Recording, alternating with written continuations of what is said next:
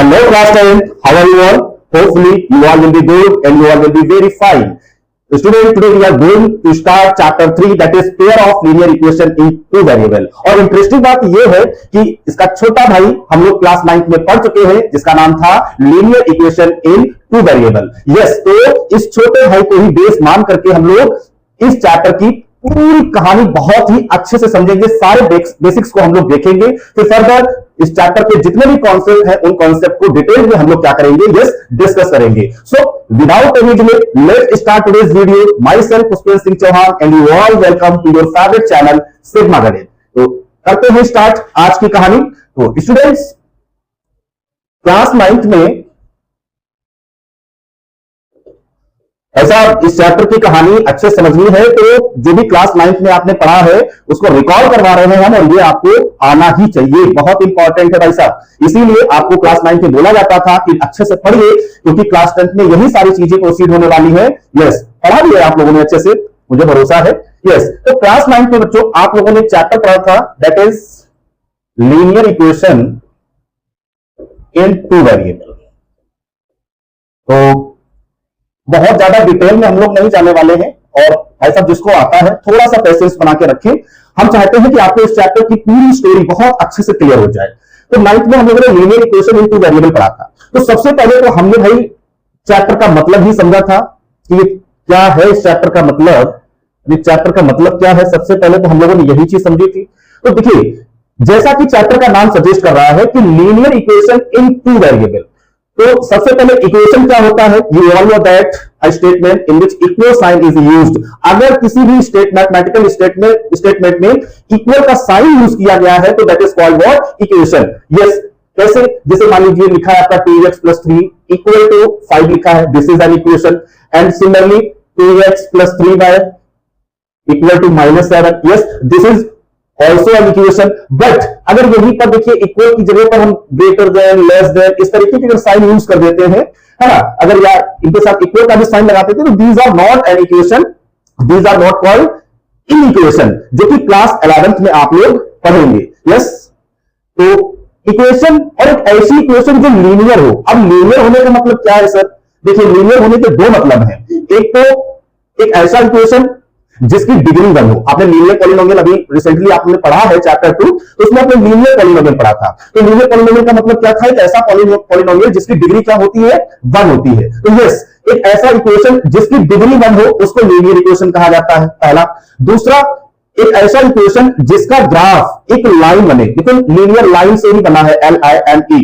तो एक ऐसा इक्वेशन जिसको अगर ग्राफ पे प्लॉट किया जाए, उसका ग्राफ अगर हम ड्रॉ करें और स्ट्रेट लाइन मिले तो उसको लीनियर कहते हैं। तो यस, एक ऐसा इक्वेशन जिसकी डिग्री 1 हो या जिसका ग्राफ एक स्ट्रेट लाइन हो उसको लीनियर इक्वेशन कहते हैं। यस, और आगे है इन टू वेरिएबल, भाई साहब जिसमें 2 वेरिएबल भी दिए गए हो। वेरिएबल आप जानते ही है कि वेरिएबल का मतलब क्या होता है। Yes, you all know that, जिसकी वैल्यू फिक्स नहीं होती है, x, y, z, ABC, ये आपके क्या होते हैं, वेरिएबल होते हैं। तो आपको चैप्टर का मतलब इसका पता है भाई साहब कि एक ऐसा equation whose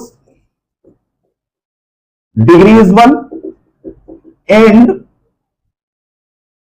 2 variables are over there, है ना। अरे समझने के लिए भाई लिख लो, ठीक है। एक ऐसा इक्वेशन जिसकी डिग्री 1 हो और जिसमें 2 वेरिएबल दिए हो। सर थोड़ा सा एग्जांपल बता दीजिए। तो एग्जांपल में देखिए x + y = 7, ये भी linear equation in two variable है। देखिए डिग्री 1 है, दिख रहा है सर, और 2 वेरिएबल भी दिए हैं, इक्वल का साइन लगा है। तो सबसे पहले तो इक्वेशन है क्योंकि इक्वल का साइन लगा है। अब ये लीनियर है, ग्राफ को अभी नहीं बना रहे हम, लेकिन इसकी डिग्री देखकर तुम करेंगे सर लीनियर है क्योंकि डिग्री 1 है, और 2 वेरिएबल का है क्योंकि यहां पर x और y 2 वेरिएबल दिए गए हैं। यस, अब कुछ चीजें और आप लोगों ने समझी थी। पहला, इसका स्टैंडर्ड फॉर्म, जिन जिन चीजों के बारे में यहां बात करेंगे वही सारी चीजें हम लोग इस चैप्टर में भी देखेंगे जाकर के। तो इसका स्टैंडर्ड फॉर्म बोला गया था कि ax + by + c = 0, where a, b, c are what, real numbers. इतना तो आप जानते ही हैं। यस, इसके बाद में भाई साहब ये स्टैंडर्ड फॉर्म जानना जरूरी क्यों था क्लास 9 में? क्योंकि जब भी कोई भी लीनियर इक्वेशन आपको, लीनियर इक्वेशन देखिए पूरा नाम बार बार लेना पड़ा, वैसे भी इन चैप्टर्स के नाम नहीं, पूरा एड्रेस है, ठीक है। तो अंडरस्टूड है, अगर हमने लीनियर इक्वेशन बोला है तो यहाँ वन वेरिएबल की तो बात वैसे भी नहीं हो रही है, जहां भी हम वन वेरिएबल के बारे में बात करेंगे तो प्रॉपर बोलेंगे लीनियर इक्वेशन वन वेरिएबल। और वैसे अगर हम लीनियर इक्वेशन बोलते हैं तो भाई साहब अंडरस्टूड रखना जिसे कि हम एज अ टू वेरिएबल इसको ही बात कर रहे हैं। यस, तो this is a linear equation in two variable. अगर इसको भाई साहब स्टैंडर्ड फॉर्म में लिखना हो, ए बी सी की वैल्यू निकालनी हो, तो फिर इसकी जरूरत हमको पड़ती है, क्योंकि हमें पता तो होना चाहिए स्टैंडर्ड फॉर्म क्या है। तो किसी भी इक्वेशन को स्टैंडर्ड फॉर्म में लिखना और एबीसी की वैल्यू निकालना भैया उसके लिए जरूरी है।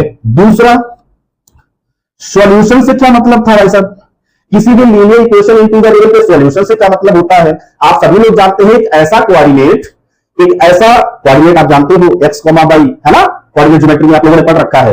तो एक ऐसा कोऑर्डिनेट या एक्स और वाई की वैल्यू का एक ऐसा पेयर, ऑर्डर पेयर, जो कि गिवन इक्वेशन को क्या करे, सेटिस्फाई करे। और वैसे सेटिस्फाई करने का मतलब क्या है?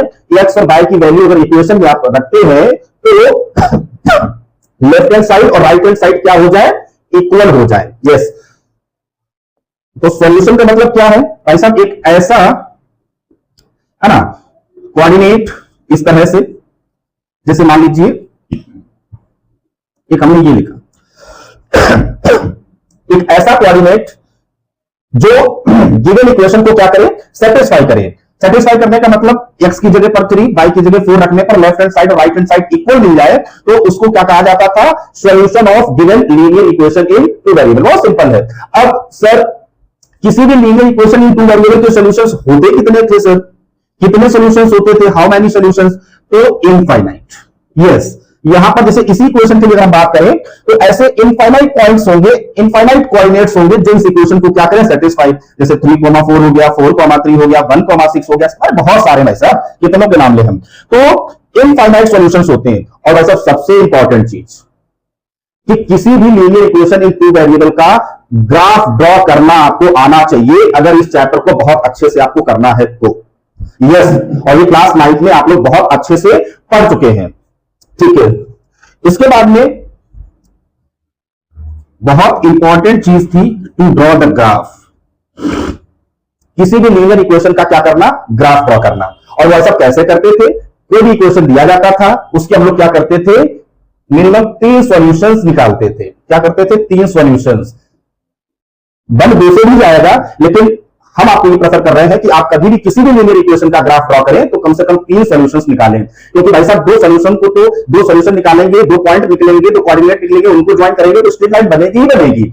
होता यह है कि जब 3 पॉइंट्स आप 3 सॉल्यूशंस निकालते हैं, मतलब 3 कोऑर्डिनेट आपको मिलते हैं और उन तीनों को आप कोऑर्डिनेट उसमें ग्राफ पेपर पे प्लॉट करते हैं, तो आपको पता चलता है कि भाई साहब ये लाइन हमारी स्ट्रेट है या स्ट्रेट नहीं है। और स्ट्रेट है तो हमारा ग्राफ सही है, अदरवाइज हो गया गड़बड़ कहीं पे। तो जैसे मान लो इसी इक्वेशन को ग्राफ बनाना है तो कैसे, पहले क्या करेंगे, एक्स की जगह हमने 0 रखा, एक्स की जगह 0 रखा तो y इक्वल टू कितना आ गया, 7 आ गया। अब भाई साहब हमने क्या किया, y की जगह पर 0, ये बहुत सिंपल मेथड है।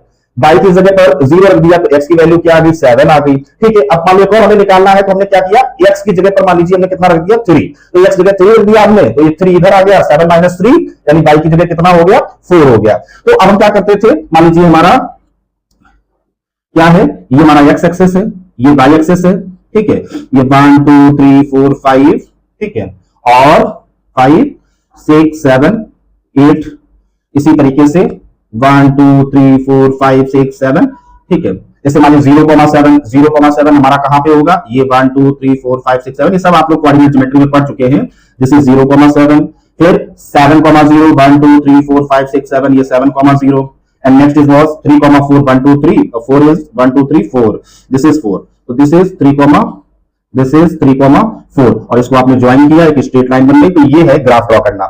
तो यस, तो इतनी सारी चीजें हम लोगों ने देखी। अब आप आ जाइए, हम लोगों ने ये देखा कि linear equation in two variable chapter का मतलब क्या होता है, ठीक है, क्योंकि यहां सिर्फ पेयर जुड़ गया, बस पेयर का मतलब सिर्फ 2 इक्वेशंस यहां पर आएंगे। और इसके बाद में स्टैंडर्ड फॉर्म क्या होती है, हम लोग यहां भी देखेंगे कि पेयर ऑफ लीनियर इक्वेशन की स्टैंडर्ड फॉर्म क्या होती है। फिर इसके बाद में हम लोगों ने सॉल्यूशन देखा कि linear equation in two variable के सॉल्यूशन का क्या मतलब होता है। हम लोग देखेंगे pair of linear equation in two variable में सॉल्यूशन का क्या मतलब होता है। यहां भाई साहब इनफाइनाइट सॉल्यूशंस होते हैं, यहां देखेंगे कितने सॉल्यूशंस होते हैं।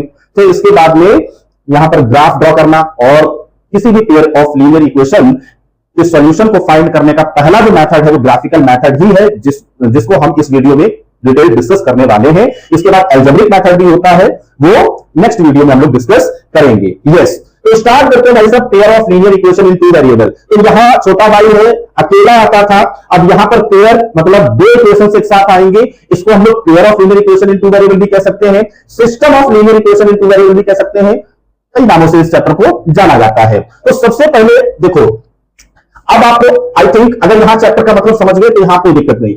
ऐसा ऐसी पेयर का मतलब दो ऐसी दो इक्वेशंस जो लीनियर हो और दो वेरिएबल दिए होंगे दोनों इक्वेशंस में, बहुत सिंपली आप समझ सकते हैं। यस, तो चैप्टर का मतलब समझ में आ गया। इसके बाद हम लोग इस ये तो पूरी कहानी रही क्लास 9 की, अब हम लोग बात करने जा रहे हैं क्लास 10। यस, तो सबसे पहले हम लोग यहां बात कर रहे हैं भाई साहब स्टैंडर्ड फॉर्म की। स्टैंडर्ड फॉर्म, तो यहां पर एक था इसलिए capital A B C use हुआ। अब यहां पर दो है तो हम क्या करें, a1x plus b1y plus c1 equal to 0, a2x plus b2y plus c2 equal to 0। Yes, this is a pair of linear equation in two variable. तो ये हो गया स्टैंडर्ड फॉर्म। सर इस स्टैंडर्ड फॉर्म को याद रखने की जरूरत, देखो ये a1 b1 c1 a2 b2 c2 ये सब क्या है भाई साहब, ये आपके रियल नंबर्स है। यस, इसके बाद में देखिए क्या इसकी नीड है सर, स्टैंडर्ड फॉर्म याद रखना क्यों जरूरी है। अभी आप देखोगे भाई साहब कि कोई भी पेयर ऑफ लीनियर इक्वेशन दिया गया होगा, उसको स्टैंडर्ड फॉर्म इस स्टैंडर्ड फॉर्म से कंपेयर करवाना होगा। a1 b1 c1 a2 b2 c2 t2 p2 जो भी है इनकी सबकी वैल्यूज निकालनी होगी, और क्यों निकालनी होगी सब कुछ अभी थोड़ा आगे बढ़ते हो सब कुछ पता चलता रहेगा आपको। तो this is the standard form, this is very important. Second आपने यहां क्या देखा था कि सॉल्यूशन। यस, अब यहां हम लोग बात करते हैं कि किसी भी पेयर ऑफ लीनियर इक्वेशन के सॉल्यूशन से क्या मतलब होता है। यहां तो सर एक कोऑर्डिनेट, कोई भी कोऑर्डिनेट जो गिवन इक्वेशन को सेटिस्फाई करे। यहां तो सर दो इक्वेशंस हैं, अभी क्या ड्रामा है, तो यहां पर भी ड्रामा सेम ही है। यहां पर भी हम लोग बात करते हैं कि भाई साहब कोई भी एक ऐसा कोऑर्डिनेट जो दोनों इक्वेशंस को सेटिस्फाई करे, ध्यान रखना इस बात को, दोनों इक्वेशंस को सेटिस्फाई करे, सिर्फ इसको कर रहा है अगर कोई भी कोऑर्डिनेट तो भाई साहब वो सॉल्यूशन नहीं होगा, या इस इक्वेशन को सेटिस्फाई कर रहा है कोई भी कोऑर्डिनेट, इसको नहीं कर रहा है तो वो भी नहीं होगा। हम उसी कोऑर्डिनेट को किसी भी pair of linear equation in two variable के सॉल्यूशन कहेंगे जो दोनों इक्वेशंस को सेटिस्फाई करे। और भाई साहब सेटिस्फाई करने का मतलब तो हमने आपको बता ही दिया क्या है कि एक्स और वाई की वैल्यूज अगर दोनों इक्वेशंस में आप रखें तो एलएचएस आरएचएस इक्वल मिल जानी चाहिए, बात खत्म।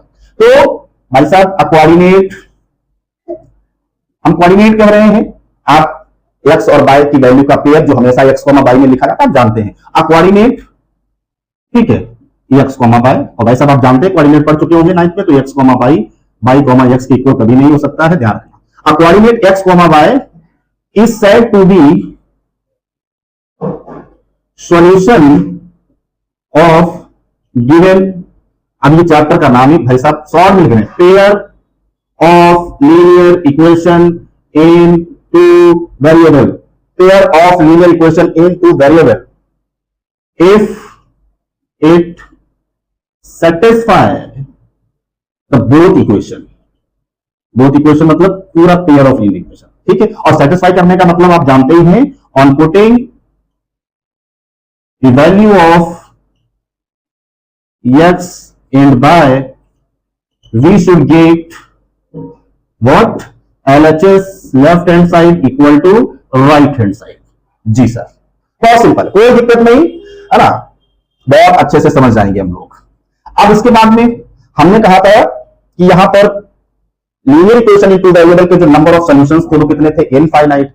यहां से कितने होंगे सर, तो देखो अगर हम नंबर ऑफ सॉल्यूशंस की बात करें, किसी भी पेयर ऑफ लीनियर इक्वेशन में नंबर ऑफ सॉल्यूशन की बात करें तो 1 भी होता है, एक सॉल्यूशन भी होता है, इसके बाद में इनफाइनाइट भी होते हैं, और ऐसा भी आपको linear pair of linear equation मिल सकता है जिसका एक भी सॉल्यूशन ना हो। यस, किसी भी पेयर ऑफ लीनियर इक्वेशन का एक सॉल्यूशन हो सकता है, एक से ज्यादा मतलब इनफाइनाइट सॉल्यूशन भी हो सकते हैं, और ऐसा भी पेयर ऑफ लीनियर इक्वेशन आ सकता है जिसका एक भी सॉल्यूशन ना हो। कैसे पता करेंगे सर, कैसे पता करेंगे कि इस पेयर ऑफ लीनियर इक्वेशन के कितने सॉल्यूशंस हैं? बिल्कुल सर, सब कुछ आगे आपके आएगा, अभी ग्राफ से भी पता कर लेंगे, बिना ग्राफ ड्रॉ करके भी पता कर लेंगे, कई सारे ब्रह्मास्त्र आपके पास है जिनसे आप पता कर सकते हैं। थोड़ा सा तसल्ली रखो चपड़ गंजू, आगे आइए भाई साहब। अब भाई साहब क्या करना है, हमने बताया कि ग्राफ ड्रॉ करना आना चाहिए, तो यस। तो अभी तक हम लोगों ने यह डिस्कस किया है कि pair of linear equation in two variable का मतलब भाई साहब ऐसी लीनियर इक्वेशंस है ना, दो लीनियर इक्वेशंस एक साथ दी जाएंगी आपको, तो उसी को हम लोग pair of linear equation, system of linear equation कहते हैं। इसका स्टैंडर्ड फॉर्म क्या होता है आपको पता होना चाहिए। इसके बाद में सॉल्यूशन से क्या मतलब होता है भाई, एक x, y या एक ऐसा कोऑर्डिनेट जो कि दोनों इक्वेशंस को सेटिस्फाई करे, ठीक है, एक को करेगा काम नहीं चलेगा। इसके बाद में नेक्स्ट जो अप्रोच रहने वाली है वो ये कि कितने सॉल्यूशंस हो सकते हैं किसी भी पेयर ऑफ लीनियर इक्वेशन का, एक भी हो सकता है और इनफाइनाइट भी हो सकते हैं। अब ऐसा भी आपको पेयर ऑफ लीनियर इक्वेशन मिल सकता है जिसका एक भी सॉल्यूशन नहीं होगा। अब सर हमको बिल्कुल पेशेंस नहीं हो रहा है, सर हमको बताइए कि हम कैसे पता करें कि इस linear equation, pair of linear equation के नंबर ऑफ सॉल्यूशंस कितने हैं। यस, तो अब हम इसी बात पर अच्छे से डिस्कशन करेंगे। अब ये देखेंगे मेथड्स, किसी भी pair of linear equation in two variable के सॉल्यूशंस को फाइंड करने के क्या क्या मेथड्स होते हैं। यस, अगर आपको किसी भी पेयर ऑफ लीनियर इक्वेशन के सॉल्यूशन फाइंड करने हैं तो क्या क्या आपके पास अप्रोच है, ये सीखना है आपको पहले, और इससे आपको ये भी पता चल जाएगा कि इस पेयर ऑफ लीनियर इक्वेशन के सॉल्यूशन कितने होते हैं। और इंटरेस्टिंग बात यह है कि बिना कोई बहुत परेशानी, बहुत डिफिकल्टी फेस करते हुए आपके पास एक ऐसा प्रोसेस भी होगा जिससे आप क्या कर सकते हैं, यस, किसी भी पेयर ऑफ लीनियर इक्वेशन के कितने सॉल्यूशन है, सॉल्यूशन नहीं फाइंड कर पाएंगे लेकिन नंबर ऑफ सॉल्यूशंस आप बता सकते हैं। यस, आइडेंटिटीज होती है, उन आइडेंटिटीज के हेल्प से आप क्या कर पाएंगे, किसी भी पेयर ऑफ लीनियर इक्वेशन के कितने सॉल्यूशंस होंगे ये बता सकते हैं। तो सबसे पहले हम लोग बात करने जा रहे हैं कि pair of linear equation in two variable के सॉल्यूशन फाइंड करने के क्या क्या मेथड्स हैं। तो भाई साहब दो मेथड है, एक तो ग्राफिकल मेथड है, बिल्कुल सही बात, ग्राफ ड्रॉ करके आप बता सकते हो कि इस पेयर ऑफ लीनियर इक्वेशन के सॉल्यूशन क्या है। और दूसरा भाई साहब अलजेब्रिक मेथड है, दूसरा क्या है, अलजेब्रिक मेथड। तो इनसे हम क्या करेंगे, किसी भी पेयर ऑफ लीनियर इक्वेशन के सॉल्यूशंस निकालेंगे और सिर्फ नंबर ऑफ सॉल्यूशंस अगर हमें बताने हैं या हमको चेक करना है कि भाई साहब कितने सॉल्यूशंस इसके होंगे, तो वो आइडेंटिटीज है वो भी हम लोग देखेंगे अभी।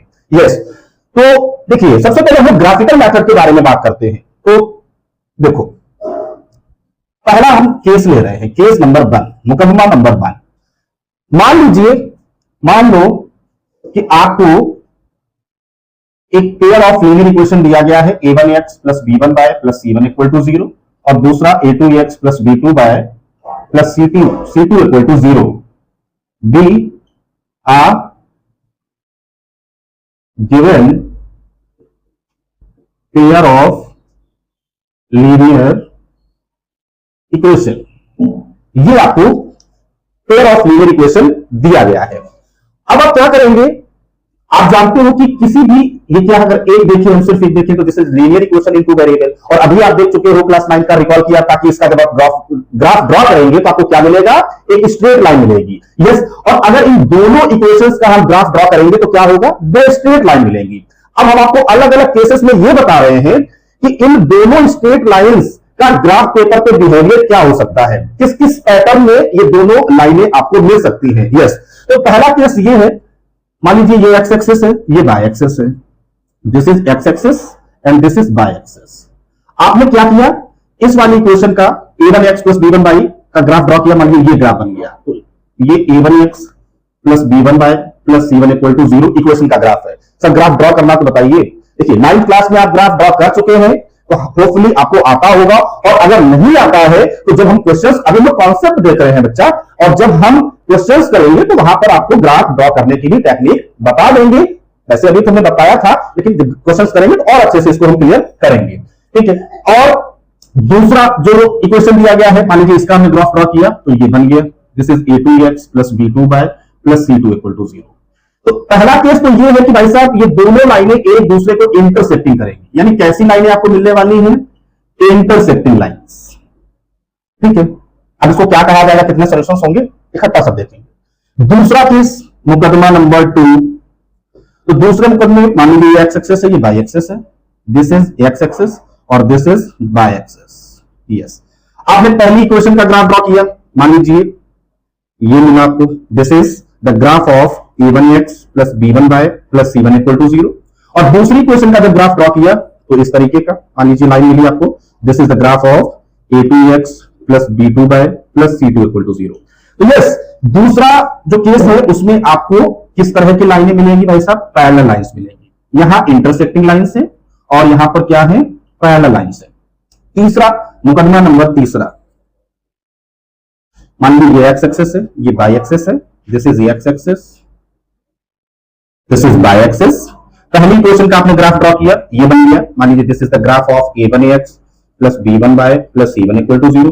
और दूसरी इक्वेशन का जब आपने ग्राफ ड्रॉ किया तो देखा कि वो वाली लाइन भी इसी के ऊपर आ गई है, जस्ट इसके ऊपर है वो लाइन। दूसरे इक्वेशन का भी ग्राफ आपने ड्रॉ किया तो इसी लाइन के ऊपर आ गई है, a2x plus b2y plus c2 equal to 0। तो these type of lines are coincident, yes, coincide कर रही हैं, ठीक है।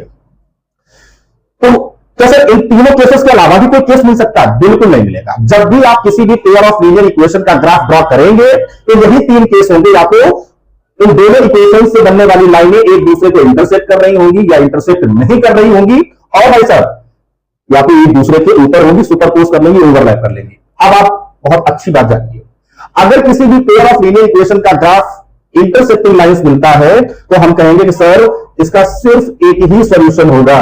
एक सॉल्यूशन का मतलब यूनिक सॉल्यूशन, एक ही होगा तो यूनिक ही होगा भाई साहब। अब आप एक बात अच्छे से जान लो, क्या number of point of intersections is equal to number of solutions. क्या सर? आप जान लीजिए किसी भी पेयर ऑफ लीनियर इक्वेशन का ग्राफ यानी दोनों लाइनें जितने पॉइंट्स पर इंटरसेक्ट करेंगी उतने ही उसके सॉल्यूशन होंगे। अब तो आपने बिल्कुल साफ बता दिया सर यहां एक पॉइंट पर इंटरसेक्ट कर रहा है तो एक सॉल्यूशन होगा, ये पैरेलल है, ये कभी करेंगे ही नहीं इंटरसेक्ट, तो मतलब इसका एक भी सॉल्यूशन नहीं होगा। हाँ, नहीं होगा। और यहां पे सर पॉइंट्स क्या ही बताया सर, जब एक दूसरे के ऊपर है तो इनफाइनाइट पॉइंट्स हो जाएंगे कॉमन, तो यस इनफाइनाइट सॉल्यूशंस होंगे इसके। अब आप बस लिख ही रहे हैं हम आपको। पैरेलल लाइंस अगर किसी भी पेयर ऑफ लीनियर इक्वेशन का ग्राफ मिलता है तो हम कहेंगे इसके एक भी सॉल्यूशन नहीं होगा, नो सॉल्यूशन। और अगर कोइंसिडेंट लाइन है तो इसको हम लोग कहेंगे infinitely many solutions. Yes sir. अब एक चीज चाइनीज भाषा जानिए आप, इस टाइप के ग्राफ को हम लोग कहते हैं कंसिस्टेंट। यस, इसको कहते हैं नॉन कंसिस्टेंस या इनकंसिस्टेंस बोल सकते हैं, इनकंसिस्टेंट। और भाई साहब इसको पहले तो डिपेंडेंट और इसी को हम लोग क्या कंसिस्टेंट भी बोल सकते हैं। क्यों? इनफाइनाइट तो तब होंगे ना जब एक हो चुका होगा, एक के बाद ही तो एक से ज्यादा हुए होंगे, तो यस। अब आपने ये समझ लिया कि किसी भी पेयर ऑफ लीनियर इक्वेशन का अगर आप ग्राफ ड्रॉ करते हैं तो आपको या तो ये लाइनें मिलती, इस तरह की लाइनें मिलेंगी, इस तरह की मिलेंगी, इस तरह की मिलेंगी। अगर इंटरसेक्टिंग लाइंस है तो मतलब एक सॉल्यूशन होगा। कौन सा होगा? जिस पॉइंट पर इंटरसेक्ट करेंगे उसके जो कोऑर्डिनेट होंगे वो उस पेयर ऑफ लीनियर इक्वेशन का क्या होगा? सॉल्यूशन होगा। अगर किसी भी पेयर ऑफ लीनियर इक्वेशन का ग्राफ पैरेलल लाइंस है तो भाई साहब एक भी सॉल्यूशन नहीं होंगे। यस। और अगर किसी भी पेयर ऑफ लीनियर इक्वेशन का ग्राफ कोइंसिडेंट लाइंस मिलती है तो इनफाइनाइटली मैनी सॉल्यूशंस होंगे। अगर इंटरसेक्टिंग है तो उसी को हम लोग कंसिस्टेंस कहेंगे, this pair of linear equation is consistence. Yes. और अगर आपको पैरेलल लाइन मिलते हैं तो इसको इनकंसिस्टेंट बोलेंगे, और अगर कोइंसिडेंट मिलता है तो इसको हम लोग क्या बोलेंगे? डिपेंडेंट या कंसिस्टेंट। अब होता क्या है कि एग्जाम में क्वेश्चन मोस्टली जो आता है, अगर ग्राफिकली आपको किसी भी पेयर ऑफ लीनियर इक्वेशन का सॉल्यूशन निकालना है तो जो है आपको एक ही निकालना होगा तब। अब आप ये ध्यान रखो कि कंसिस्टेंट आप इन दोनों चीजों में बोलोगे, इंटरसेक्टिंग में भी बोलोगे और कोइंसिडेंट में भी बोलोगे। क्वेश्चन इस तरह से भी आता है, करेंगे हम लोग क्वेश्चन ऐसे भी आता है कि बताओ this pair of linear equation consistent है या इनकंसिस्टेंट है। अब बच्चा क्या करता है कि ऐसा ग्राफ उसे मिल गया तो बड़ा रंगबाजी से बोल देता है कि कंसिस्टेंट है, और इस तरीके का ग्राफ बन गया तो अब क्या सर? अगर इस तरीके का भी ग्राफ बोले तब भी आप कंसिस्टेंट बोलना उसको, क्योंकि कंसिस्टेंट होने के बाद में वो डिपेंडेंट हुआ है ना, है ना?